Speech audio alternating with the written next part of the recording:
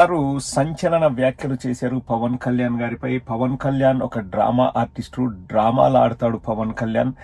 ఎన్నికల తర్వాత పూర్తిగా మారిపోయాడు అని సంచలన వ్యాఖ్యలు చేశారు సిపిఐ రామకృష్ణ గారు. ముందు ఆయన ఏం చెప్తున్నారో వినండి, తరువాత మిమ్మల్ని ఒక ఆసక్తికరమైన ప్రశ్న నేను అడుగుతాను. ఫస్ట్ ఆయన ఏమంటున్నారో వినండి. విన్నారు కదండి, వ్యక్తిగత విషయం మనం పట్టించుకోకూడదు అంటూనే సిపిఐ రామకృష్ణ గారు ఏమన్నారంటే, పాపం ఆమె క్రైస్తవురాలు, ఆమెకు గుండు కొట్టించారు, గుండు చేయించుకోవాల్సింది పవన్ కళ్యాణ్ కదా అన్నారు.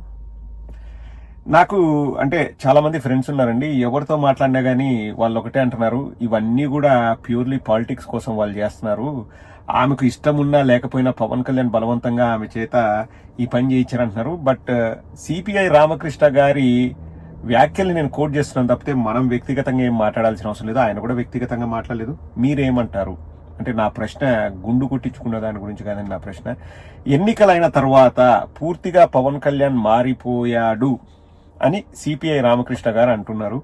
మీరేమంటారు? ఇప్పుడు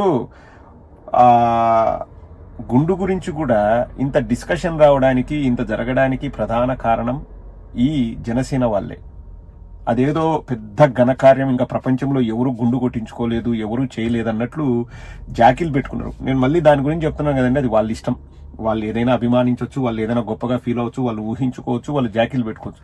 కానీ వేరే వాళ్ళతో కంపేర్ చేస్తూ గిల్లి కజ్జాలకు పోతాం మేము, ఎందుకంటే మాకు అనుకున్నంత మైలేజ్ రాలేదు, మాకు అనుకున్నంత ఈ ఎలివేషన్స్ రాలేదు ఈ విషయం పైన అని వాళ్ళు ఫీల్ అయ్యి, ఎప్పుడైతే జగన్మోహన్ రెడ్డి గారితో కంపారిజన్ స్టార్ట్ చేశారో అప్పుడే అందరూ యాక్కిత్తు అని ఊశారు. సభ్య సమాజం వాళ్ళ మీద యాక్కిత్తు అని ఊసింది.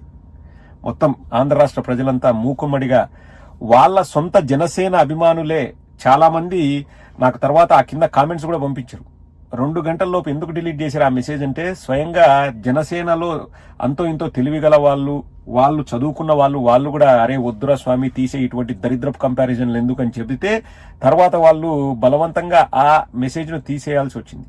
ఇప్పుడు వాళ్ళు అటువంటి మెసేజ్లు పెట్టి కయ్యానికి కాలు దూతున్నారు కాబట్టి ఇప్పుడు సిపిఐ రామకృష్ణ లాంటి వాళ్ళు వచ్చేసి అది వ్యక్తిగత విషయం అంటూనే గుండు గురించి మాట్లాడారు. నాకు ఇక్కడ గుండు గురించి కంటే కూడా నాకు ఎక్కువ అనిపించేది పవన్ కళ్యాణ్ మారాడా లేదా. మీరేమంటారు? నేనైతే 100% మారిపోయాడు, అసలు ఇంకా బీజేపీకి భజన చేయడానికి నేను ఎంత దూరమైనా పోతాను అనేది పవన్ కళ్యాణ్ నైజమని నాకు అనిపిస్తుంది. మీరేమంటారు? మీరు కూడా నాతో ఏకీభవిస్తారా? లేదు లేదు లేదు పవన్ కళ్యాణ్ పుట్టినప్పటి నుంచే సనాతనవాది అని అంటారా? నాకు ఈ సందర్భంగా ఒక విషయం గుర్తుకొచ్చిందండి, నేను చెప్పదలుచుకున్నాను. నేను ఒకరోజు ఏదో పండగ రోజు బొట్టు పెట్టుకొని నేను వీడియో చేస్తే కింద ఒకరు ఇద్దరు కామెంట్ సెక్షన్లో, పవన్ కళ్యాణ్ మీ చేత కూడా బొట్టు పెట్టించినాడు చూడు, అది పవన్ కళ్యాణ్ గొప్పదనము, పవన్ కళ్యాణ్ ఏదైనా చేయగలడు అని. ఇప్పుడు నాకు అప్పుడు అనిపించింది, నా కొడుకు పేరు అర్జున్, నేను హిందువుని, నాకు నా మతం పైన విశ్వాసం ఉంది, నాకు దేవుడి పైన నమ్మకం ఉంది. మా నాన్న దీపావళి రాజన్ దగ్గరికి వెళ్ళి సిగరెట్ వెలిగించుకునేవాడు కాదు.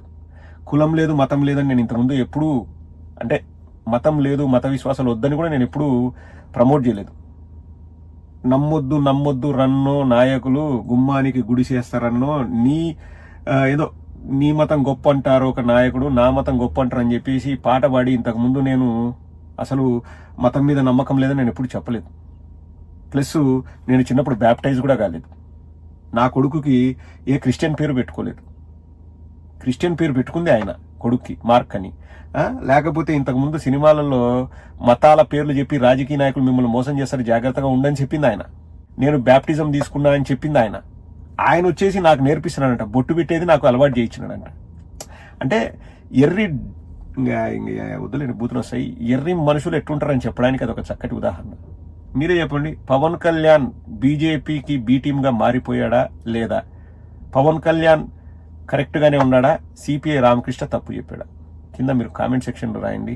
ఈ కామెంట్స్ని నేను మన ప్రజలందరికీ